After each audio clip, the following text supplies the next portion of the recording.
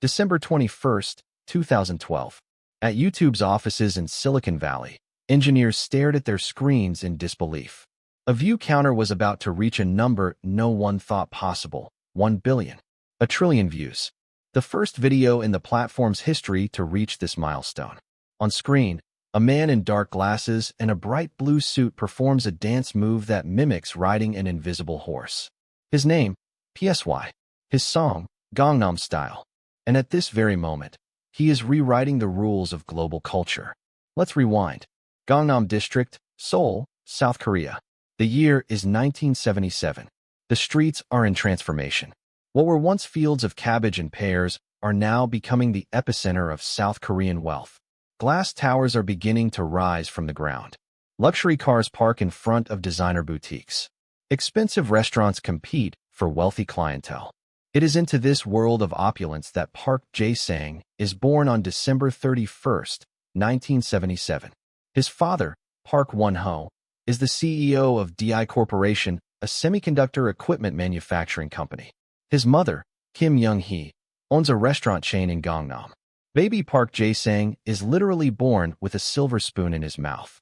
Bampo Elementary School. The 1980s. A chubby boy with a mischievous grin interrupts the class for the third time that hour.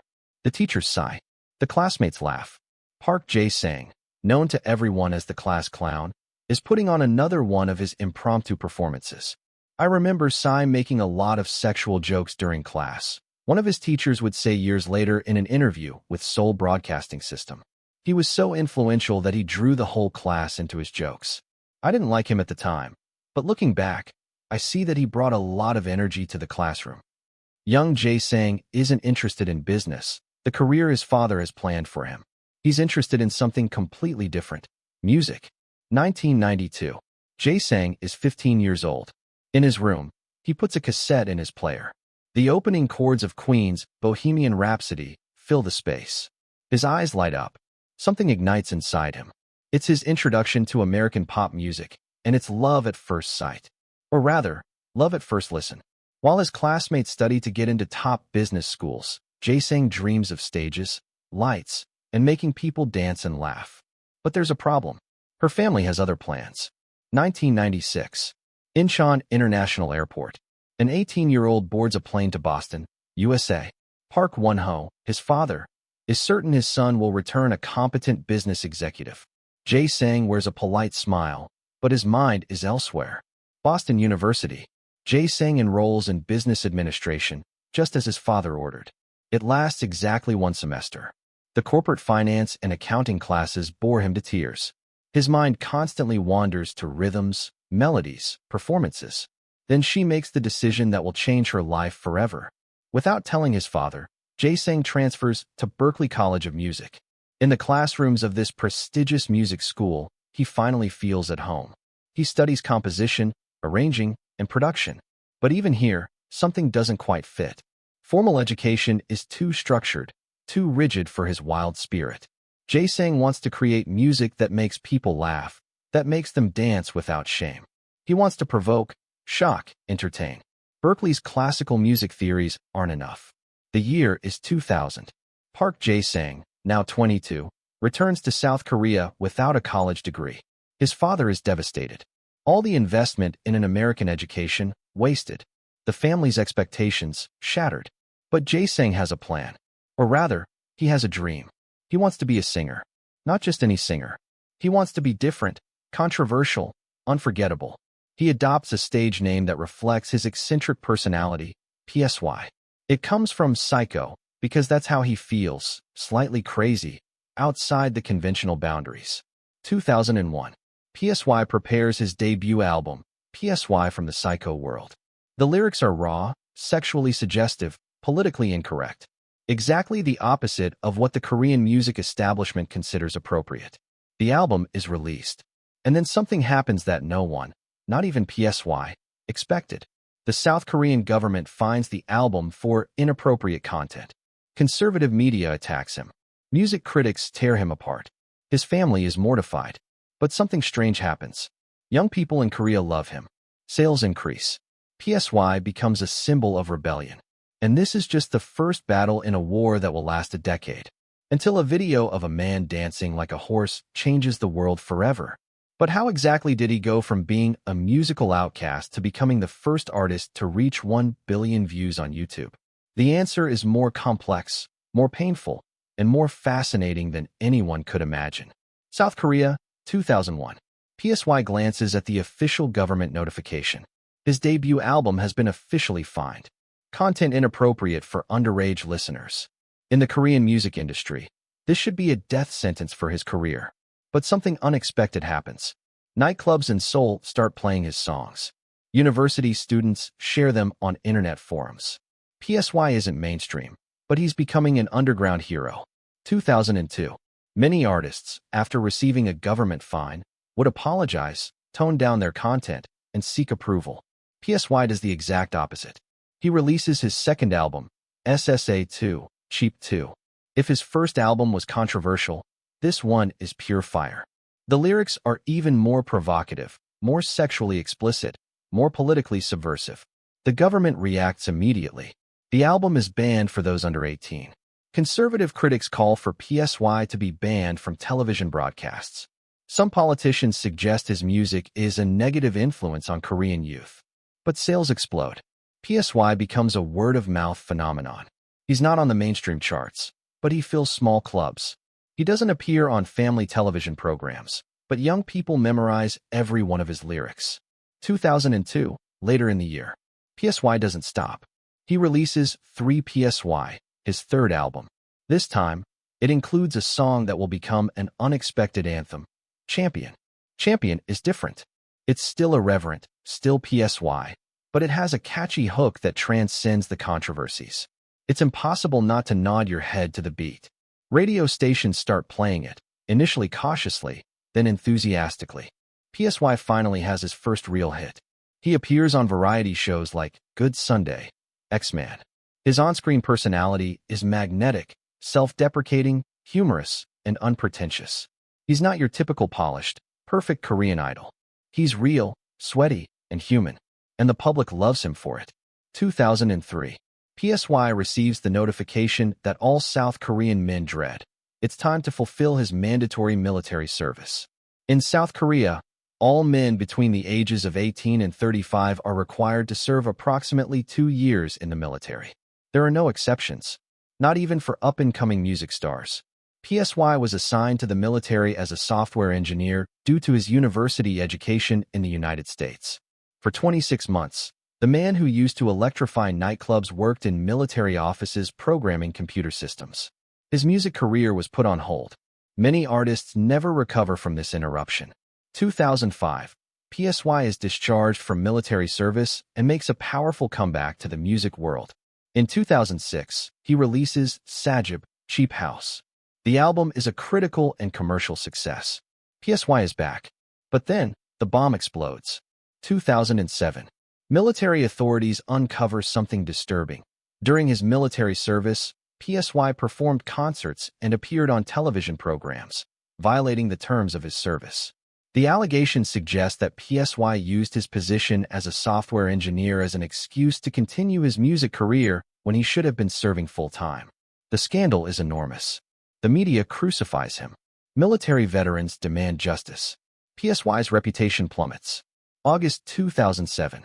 PSY, now 29, must re-enlist in the army. This time there are no special quarters, no comfortable office positions. He must serve as a regular soldier. For an additional 22 months, PSY disappears from the public eye. He trains. He marches. He obeys orders. Critics say his career is over, that no one will remember him when he returns, that his momentum is lost forever. But PSY is using this time for something different. He's observing, thinking, planning. He's gaining a fundamental understanding of Korean entertainment and his own place within it. Summer of 2009. PSY finally completes his military service. He emerges from the army at 31, an age considered old for a K-pop idol. The music industry has changed. New groups dominate the charts. The entertainment landscape is different. But PSY is different, too. His time in the army, especially as a regular soldier, has humbled and matured him. He's no longer the irreverent provocateur of his early 20s. He's a man who has paid his debt to society, who has learned discipline, who understands the consequences. And he's ready to return, but this time with a different strategy. 2010. PSY signs with YG Entertainment, one of the largest and most prestigious K-pop agencies in Korea. It's a surprising move. YG is known for polished artists, high-budget production, and meticulously crafted groups like Big Bang and 2NE1. Why would they hire PSY, the enfant terrible of K-pop, the man who was fined and banned, who had to serve in the army twice? Yang Hyun-suk, the CEO of YG, sees something others don't. He sees a genuine artist with a loyal fan base. He sees someone who can effortlessly make people laugh and dance. He sees untapped potential. It offers PSY top-notch production resources, creative freedom, and international connections. PSY accepts, but he sets one condition: he'll make music his way. No transforming into a conventional idol. No plastic surgery or extreme diets. He'll remain himself, irreverent, funny, sweaty, human. YG agrees. And together, without knowing it, they are about to create the biggest viral phenomenon in the history of the internet up to that point. But first, PSY needs to write a song. A song that satirizes the very place where he was born. A song about pretension, about status, about the ridiculous pursuit of a lifestyle that no one can truly attain. A song about Gangnam. Early 2012. YG Entertainment Studios, Seoul. PSY is in front of his computer, typing lyrics. The word Gangnam appears on his screen. The district where he grew up. The place of obscene wealth, where teenagers drive luxury cars their parents bought, where plastic surgery is as common as getting a haircut, where social status is measured in designer brands and expensive restaurants. PSY isn't writing a tribute. He's writing a mockery, a biting satire of the materialism and pretension that infect Gangnam. The irony is perfect. He himself is a product of this place, born into a wealthy Gangnam family. He knows this world from the inside, and he knows exactly how ridiculous it is. PSY needs choreography. Something simple, something anyone can do, something memorable. He spends an entire month experimenting with different moves. One day, he watches riders at an equestrian club outside Seoul. The way they move up and down, mimicking a horse's gallop. It's absurd. It's ridiculous. It's perfect. PSY adapts the movement. He makes it more exaggerated, more comical. His hands hold invisible reins. His body moves with a ridiculous up and down rhythm. It looks utterly ridiculous. Exactly as it should be. He would later admit, creating the signature step for Gangnam Style took me more than a month. July 2012. Director Cho Soo-hyun has a problem. PSY wants to film an epic music video, but the budget isn't unlimited. The solution: film everything in a 48-hour marathon. The concept is brilliant in its simplicity, showing PSY performing the horse dance in the most unexpected and inappropriate places in Seoul. In a horse stable, in a parking garage, on a bus, in a bathroom, in a yoga class full of beautiful women. But here's the brilliant twist. Although the song is called Gangnam Style, almost no scenes are actually filmed in Gangnam. They're filmed in decidedly non-Gangnam locations. The satire extends to the video itself. PSY pretends to have Gangnam Style while standing in ordinary, working-class places. A K-pop tradition, including celebrity cameos in music videos. Cho Soo-hyun and PSY take this to the next level. Hyuna of 4 Minute is seen dancing in a subway car. She is beautiful, talented, and already internationally recognized after appearing in PSY's Gangnam Style music video years ago. Hwang Min-woo, a 7-year-old boy whom PSY saw the night before filming on Korea's Got Talent, was recruited at the last minute. The boy performs Michael Jackson-style dance moves at the beginning of the video. PSY later told CNN, "The night before we filmed the music video, I was watching Korea's Got Talent and I saw him dancing like Michael Jackson." Famous comedians like Yoo Jae-suk and No Hong-chul make absurd appearances, including a scene in an elevator where they both appear making ridiculous pelvic movements. July 15, 2012. Gangnam Style is uploaded to YouTube as part of the album PSY 6 Part 1. Expectations are modest. PSY is well known in Korea and has a loyal fan base, but no one is anticipating an international hit. The first few days are quiet. The video receives respectable views by Korean standards. Local radio stations begin playing the song. Variety shows invite PSY to perform the horse dance.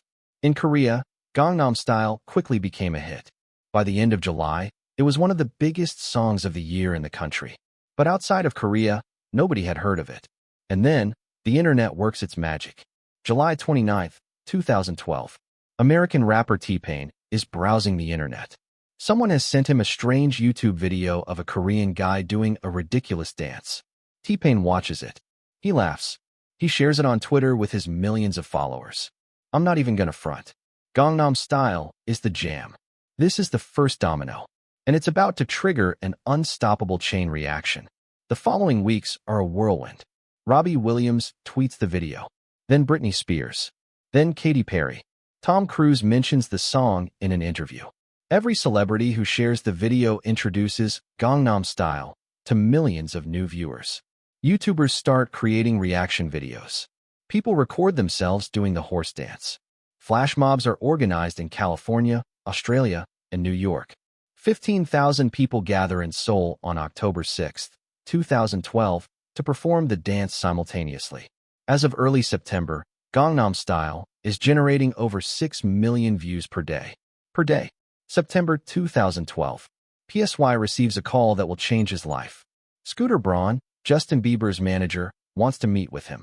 Scooter sees something no one else in the American music industry saw coming. A Korean artist who sings in Korean is about to conquer America. PSY signs with Schoolboy Records, part of Universal Republic. But there's a problem no one anticipated. A problem that's about to explode and threaten to derail all the momentum. In 2004, during the protests against U.S. troops in Korea, a younger and more reckless PSY performed a song with strongly anti-American lyrics. He sang about killing American soldiers and their families. Now, in 2012, as PSY is on the verge of conquering the United States, those old lyrics resurface. The American media uncovers them. Military veterans express outrage. How can this man, who sang about killing Americans, now seek success in America? PSY must confront his past. He must apologize publicly. He must explain that those lyrics were the product of an angry young artist during a period of geopolitical tension, that they do not reflect his current beliefs, and that he understands and respects the sacrifices of the American military. The sincerity of his apology and his humility salvaged the moment. The controversy faded, and the rise of Gangnam Style continued, unstoppable. But nobody, not even PSY, not even YouTube, is prepared for what is about to happen. A number that will break the internet. Literally. December 21, 2012. Exactly 159 days after its release, Gangnam Style reaches 1 billion views on YouTube. 1 billion. A number so large that YouTube engineers never programmed their counters to reach such a high. It's the first video in the platform's history to reach this milestone. The first of what will eventually become the Billion Views Club. At its peak, the video is generating 14.9 million views per day. That's almost 116 plays per second. Every second, more than 100 people somewhere in the world are pressing play on Gangnam Style. YouTube has created a special animated icon of PSY dancing that appears next to the view counter. It's an unprecedented tribute to an unprecedented achievement. The success of Gangnam Style isn't limited to YouTube. On the Billboard charts, something historic happens. PSY becomes the first K-pop artist to reach number 2 on the Billboard Hot 100. Number 2. For 7 consecutive weeks, PSY remained in that position, blocked from number 1 by Maroon 5 and Carly Rae Jepsen. Many wondered, why did he never reach number 1 if he was so popular? The answer lies in how Billboard calculates its rankings. In 2012, digital sales still carried more weight than streaming in the formula. Gangnam Style absolutely dominated streaming and YouTube views, but its digital sales, while impressive, weren't enough to beat the American radio juggernaut. But PSY has achieved something more important than a temporary number 1 hit. He has broken the language barrier. He has proven that a song entirely in Korean can conquer the world. Late 2012, PSY is on a plane every other day. He appears on The Today Show in New York, teaching the hosts the horse dance live. He makes a cameo on his Saturday Night Live, appearing during a sketch that parodies his own song. He performs with MC Hammer at the New Year's Eve celebration in Times Square. He meets the UN Secretary General, Ban Ki-moon, also Korean, who unsuccessfully attempts the horse dance in front of the cameras. Ban jokes that he is a little jealous that PSY has surpassed him as the most famous Korean in the world. PSY is introduced by Heidi Klum at the MTV Europe Music Awards as the undisputed king of pop. He wins the award for Best Video. He performs at the Oxford Union, a 189-year-old debating society in England. It's exhausting. It's overwhelming. It's more than PSY ever imagined. But behind the stage lights, PSY was struggling. In later interviews, he would admit, "I just felt too overwhelmed and a little empty inside." The pressure is immense. Everyone expects his every move to go viral, every new song to be another Gangnam Style. Fans don't see the man behind the character. They only see the clown who dances like a horse, and they want that clown to keep dancing. PSY is far from his family. His wife, Yoo Ha-yeon, and their twin daughters are in Korea while he travels the world. He misses them. He misses his normal life. He misses being able to walk down the street without being recognized. But it can't stop. The momentum of Gangnam Style is too great. The opportunities are too valuable. This could be its only moment in the global spotlight. The economic impact of Gangnam Style is staggering. According to the Korea Times, PSY earned over $40 million in 2012 through concerts, television commercials, and social media revenue. His estimated personal income, under a 70-30 profit-sharing contract with YG Entertainment, was $28 million. But there's more. DI Corporation, his father's company, sees its stock skyrocket. On July 15, 2012, the day Gangnam Style was uploaded to YouTube, the stock was valued at 1,605 won. By the end of the year, it had reached 3,645 won, an increase of 127%. PSY, along with his father, uncle, and grandmother, owns 30% of DI Corporation. Overnight, the Park family has gained millions more in stock value alone. December 3, 2014. Gangnam Style reaches 2,147,483,647 views. This specific number is important because it represents the maximum positive value of a 32-bit integer, the data unit YouTube used to count views. The YouTube counter literally can't go any higher. PSY has broken YouTube. Google engineers posted a blog entry jokingly. "We never thought a video would be viewed more than a 32-bit integer. But that was before we met PSY. Gangnam Style has been viewed so many times we have to update." YouTube is forced to upgrade its entire view counting infrastructure. It can now count up to 9 quintillion views. Thanks to PSY, the platform is future-proof. The cultural influence of Gangnam Style transcends music. The British Army filmed its version of the dance. The Thai Navy did the same. Celebrities and politicians from Pakistan, Mexico, Australia, Brazil, and Germany performed the dance on regional television. Professional footballers celebrate goals with the horse dance. Tennis players, boxers, and cricketers pay homage. Even British Prime Minister David Cameron and members of the British royal family attempt their own versions. Chinese dissident Ai Weiwei creates a parody of Gangnam Style as a protest against censorship. Sculptor Anish Kapoor convinces 250 people from the UK cultural scene to dance against censorship. Gangnam Style has become more than a song. It's a global language, a movement, a cultural phenomenon that transcends borders, languages, and cultures. But there's a problem PSY didn't anticipate. The problem that plagues all one-hit wonders. How the hell do you move on after Gangnam Style? How do you create something that surpasses or even equals the most viewed video in internet history? How do you avoid being forever remembered as the Gangnam Style guy? It's 2013. PSY is in the studio, under pressure few artists have ever faced. Every note he writes, every beat he creates, will be compared to Gangnam Style. The world is waiting. The world is judging. And PSY is about to discover that massive success can be both a blessing and a curse. April 13th, 2013. At noon Seoul time, PSY releases the music video for Gentlemen. The whole world is watching. The pressure is suffocating. In its first 24 hours, Gentlemen broke the Guinness World Record for the most viewed video on YouTube in a single day, 38 million views. It was a massive success by any normal standard. But it's not Gangnam Style. And that's the problem. The critics are merciless. Billboard writes that Gentleman lacks the infectious energy of Gangnam Style. The Guardian calls it a transparent attempt to replicate the formula. The YouTube comments are even more scathing. Trying too hard. It's not the same. Gangnam Style was better. PSY knew this was going to happen.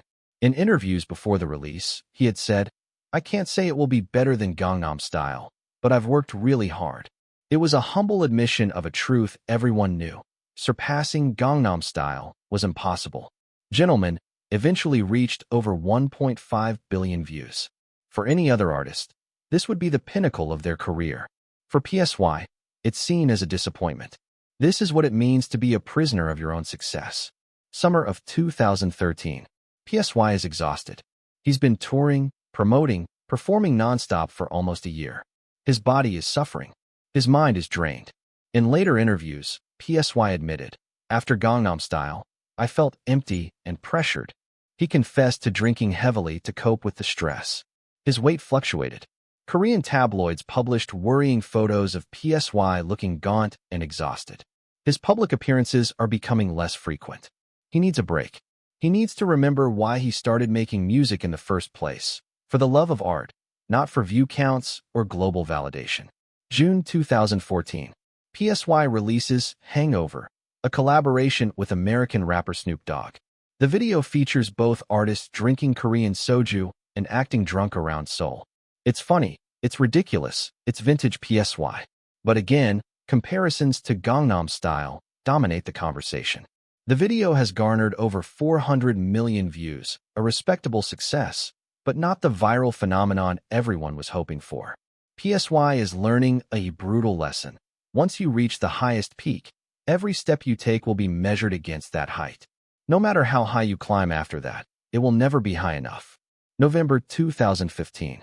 PSY releases Daddy, accompanied by a cinematic music video with high-budget special effects. It's more visually ambitious than anything he's done before. The video features time travel, multiple versions of PSY from different eras, and cameos from Korean celebrities. The production is flawless. The choreography is complex. The budget is clearly substantial. But audiences have changed. By 2015, YouTube was saturated with viral videos. What was revolutionary in 2012 was now commonplace. Daddy garnered respectable views but didn't capture the global imagination like Gangnam Style did. 2016, PSY releases his 7th album, Chiljip PSYda. It contains the song New Face, which becomes a moderate hit in Korea. It's fun, catchy, and well-produced. But international expectations have faded. And this is where something remarkable happens. PSY begins to accept his new reality. In interviews, he speaks openly about the experience of being a one-hit wonder global phenomenon. Gangnam Style was both a blessing and a curse, he admits in an interview with CNN.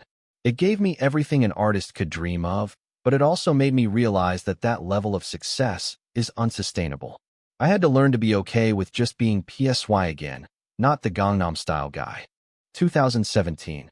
PSY begins to reconnect with what made him fall in love with music in the first place. He performs in smaller clubs in Seoul.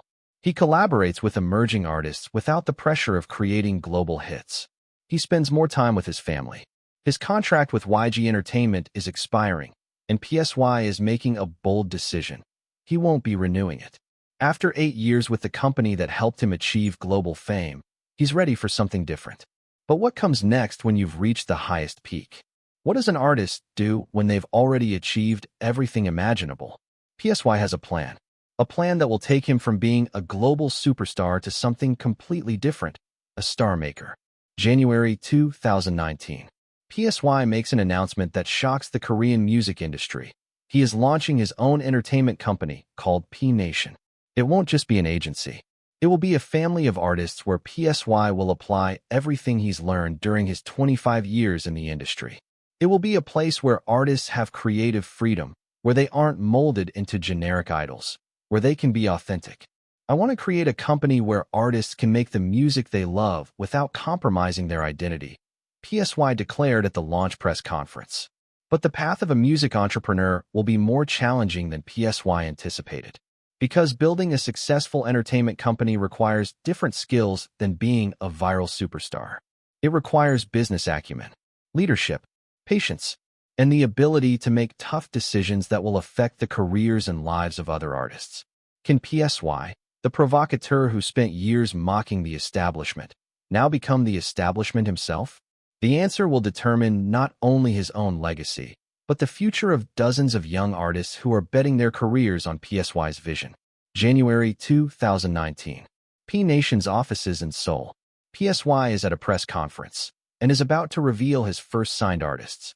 Camera flashes illuminate the room as PSY announces Hyuna and Dawn, now known as Dawn, the K-pop idol couple who caused a scandal when their romantic relationship was exposed while working at Cube Entertainment. It's a bold move. Hyuna is a superstar, one of the most recognizable female artists in K-pop. But she and Dawn were fired from Cube Entertainment because of their relationship. The K-pop industry has strict, unwritten rules against public romantic relationships. PSY is sending a clear message from day one: P Nation will be different. Here, artists can be human. They can fall in love. They can live. In the following months, PSY continued to build his roster of artists with unexpected names. Jessie, a Korean-American rapper known for her unfiltered personality and defiant attitude. Exactly the type of artist other companies would consider too controversial. Crush, an R&B singer with a silky voice and a sophisticated musical style. Eyes, a hip-hop/R&B artist with a unique and melancholic sound.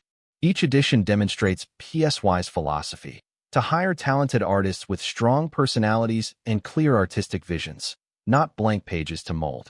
But being a CEO is very different from being an artist. PSY quickly discovers the brutal realities of running an entertainment company. There are contracts to negotiate, budgets to balance, marketing strategies to develop, conflicts between artists to mediate, legal issues to resolve, and above all, the constant pressure to generate enough revenue to keep the entire company running. In interviews, PSY admits, "I thought I knew how the industry worked because I'd been an artist for 25 years. But being on the other side is completely different.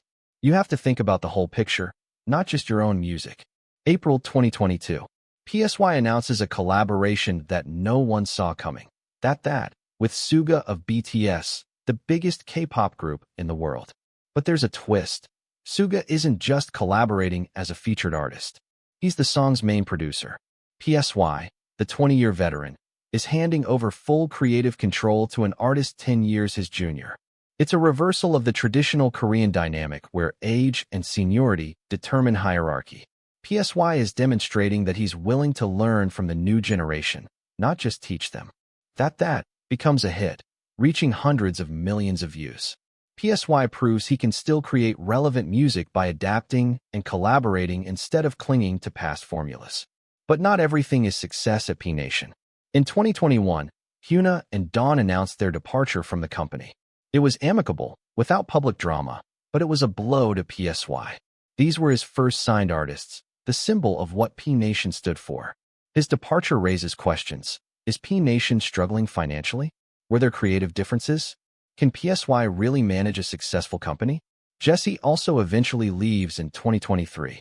Crush leaves the company in 2024. P Nation's roster is shrinking, not expanding. 2023 and 2024. PSY releases new music, Happier, in 2022, followed by other songs in 2023. None replicate the viral success of Gangnam Style, but all demonstrate that PSY remains a relevant artist in Korea.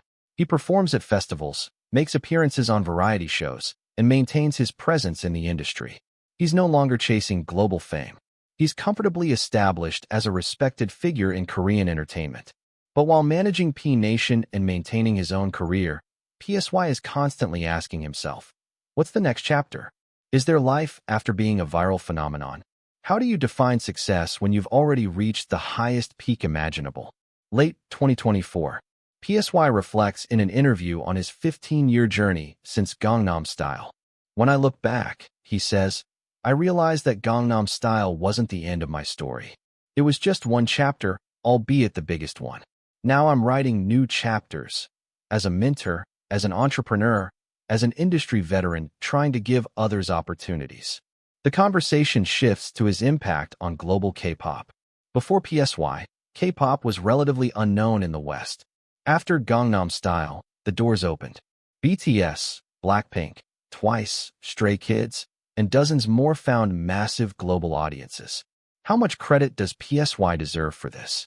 It's debatable, but it's undeniable that Gangnam Style proved to the world that Korean music could be globally competitive, even when sung in Korean. 2025. PSY is 47 years old. He has been part of the music industry for over 25 years. He has survived controversies, double military service, viral success, and the pressures of running a company. But who is PSY really behind the character? Who is Park Jae-sang when the stage lights go down? He has been married to Yoo Ha-yeon since 2006. They have twin daughters. PSY is notoriously private about his family life, protecting them from the constant public scrutiny he experiences. He's a father trying to give his daughters a normal childhood despite having one of the most recognizable faces on the planet. A husband who spent years away from his family during the Gangnam Style phenomenon and now cherishes every moment at home. He is a man who has seen both the pinnacle of global success and the sober realities of maintaining relevance afterward, who has experienced alcohol addiction and struggled with his mental health, who has made public mistakes and had to humbly apologize. But above all, he is an artist who never stopped creating, even when each new song was compared to the giant shadow of Gangnam Style. And now, in 2025, PSY faces new questions about his legacy, his future, and what it means to be remembered forever as the Gangnam Style guy. But is that really his whole story? Or are there more chapters to be written in the extraordinary life of Park Jae-sang? Let's step back and examine what Gangnam Style actually accomplished beyond the viewership numbers. Before 2012, conventional wisdom in the Western music industry was clear. Songs in languages other than English could not reach the mainstream. There were occasional exceptions, La Bamba, Macarena, Bailamos, but all of them included sections in English or were treated as temporary novelties. Gangnam Style shattered this narrative. It was entirely in Korean, except for a few scattered English phrases. There was no English version. PSY didn't even attempt to translate it. And yet, it conquered the world. The message was revolutionary. Music doesn't need to be in English to be universal. A catchy rhythm, fun choreography, and authenticity can transcend all language barriers. 2013. The offices of K-pop agencies in Seoul are watching closely. Gangnam Style has achieved something that decades of investment in the Western market failed to do. Make the world pay attention to Korean music. BTS, who only debuted in 2013, is watching. BLACKPINK, who will debut years later, is watching. Every agency is recalculating its international strategies. If PSY could conquer the world singing in Korean, without plastic surgery, without becoming a conventional idol, what else is possible? The difference is crucial. Before PSY, agencies tried to make K-pop fit in the West by softening its Korean elements. After PSY, they understood that they could sell precisely what made it unique, distinctly Korean. The impact of Gangnam Style on the South Korean economy is measurable and massive. The Hyundai Research Institute estimates that the song generated approximately $1 billion in economic value for South Korea. Tourism to Gangnam is booming. Visitors from all over the world come specifically to see the Gangnam Style district. Sales of Korean products are increasing globally. Samsung, LG, and other Korean brands are reporting greater brand recognition in markets where they previously struggled. The South Korean government recognizes PSY's value as a cultural diplomat. He is invited to state events and becomes an unofficial cultural ambassador. The Ministry of Culture and Tourism incorporates Gangnam Style into its promotional campaigns. YouTube was never the same after Gangnam Style. The platform realized that non-English language content could be just as viral as English language content. They began investing more in content discovery from non-US markets. The algorithm was adjusted. Recommendations began to include more international content. Videos in Korean, Spanish, Hindi, and other languages began to gain global traction. Gangnam Style essentially proved that the internet could be truly global, not just Anglo-centric. It was a pivotal moment in the history of digital culture. Gangnam Style also launched a new genre on YouTube, massive reaction videos. Thousands of creators filmed their reactions to the video, generating millions of additional views. This format became its own ecosystem. Reaction videos didn't just spread Gangnam Style. They created a content format that still dominates YouTube more than a decade later. PSY, without intending to, had created a blueprint for virality that others would spend years trying to replicate. Flash mobs, Gangnam Style versions performed by U.S. soldiers in Iraq. Medical students doing med school Gangnam Style. Firefighters, police officers, sports teams, everyone created their own versions. Ohio University even hosted an event where 652 people attempted to break the record for the largest group dance routine. MIT organized Hacking Gangnam Style, where students deciphered why the song was so catchy using computational music analysis. Every parody, every cover, every reaction video expanded the reach of Gangnam Style. It was organic viral marketing at its finest. But by the end of 2012, something began to change. People were getting tired of Gangnam Style. Radio stations were playing it too much. Television programs were making constant references to it. It was in commercials, at sporting events, everywhere. The term Gangnam Style fatigue began appearing in articles. Some critics argued that the song's success was blocking other, more deserving artists. That it was a novelty, not serious music. PSY faced a dilemma. The song that had made him famous was also beginning to define and limit him. How do you move beyond something so big that it overshadows everything else? 2025. 13 years have passed since Gangnam Style. The questions remain. Was Gangnam Style luck? Perfect timing? Genius? Or a perfect storm of all these elements? Academics have written entire papers analyzing why it went viral. Musicians have studied its structure. Marketers have dissected its strategy, or lack thereof. But perhaps the most important question isn't why Gangnam Style went viral. It's, what does it tell us about ourselves, about global culture, about how the internet was evolving in 2012? And more personally, what did he do to PSY, the man behind the phenomenon? Because behind the billion views, behind the global performances, behind all the records, there was a 34-year-old man who suddenly had to navigate a level of fame for which nothing could have prepared him. A man who was about to spend the next few years trying to answer the most difficult question an artist can face.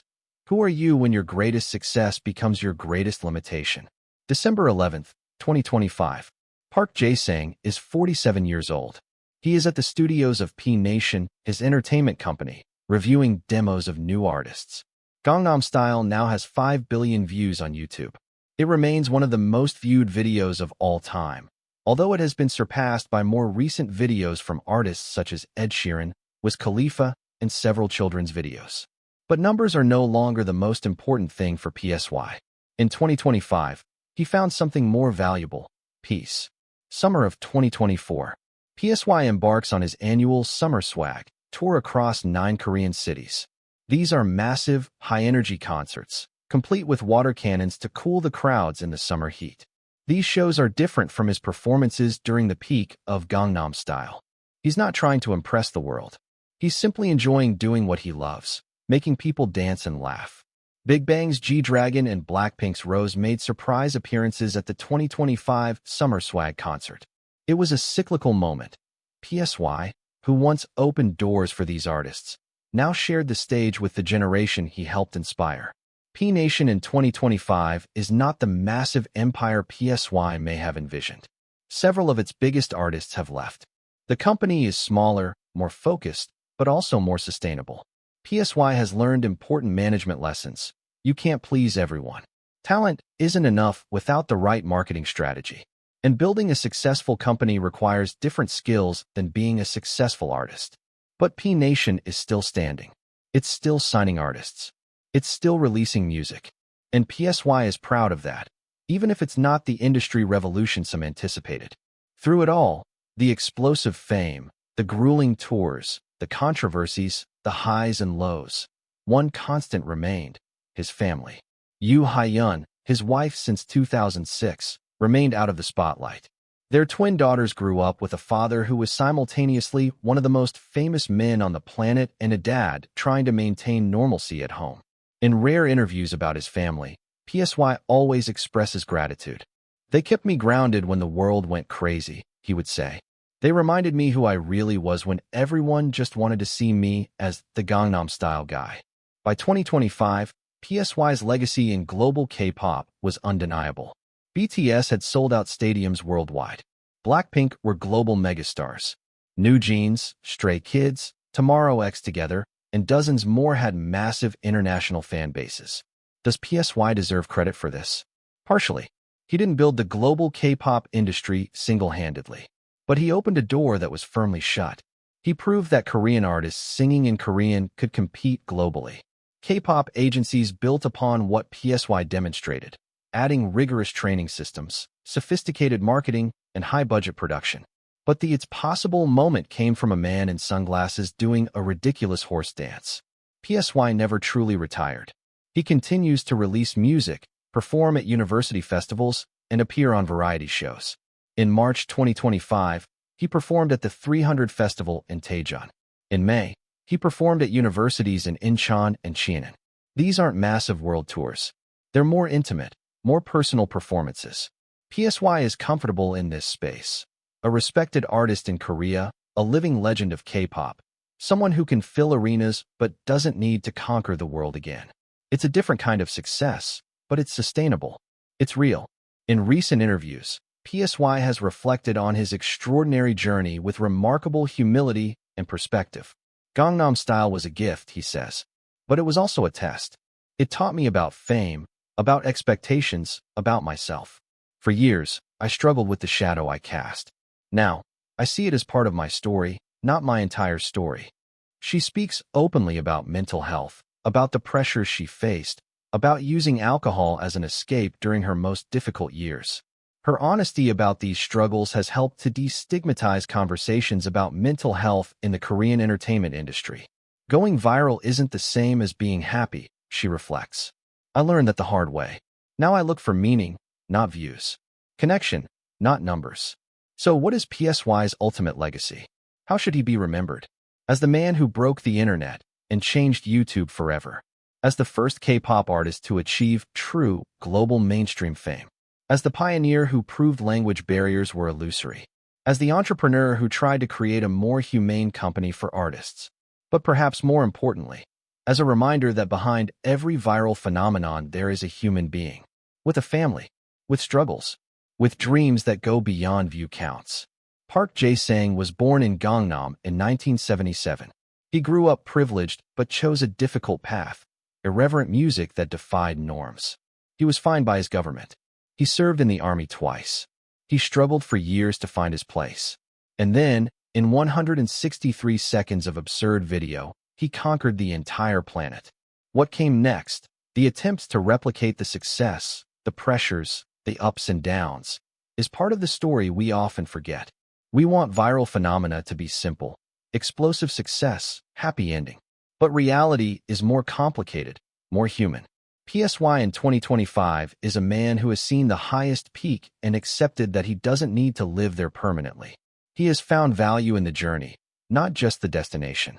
He understands that legacy isn't just about what you achieved, but about how you achieved it and how you treated others along the way. Gangnam Style will forever have 5 billion views. But Park Jae-sang has a life to live beyond those numbers.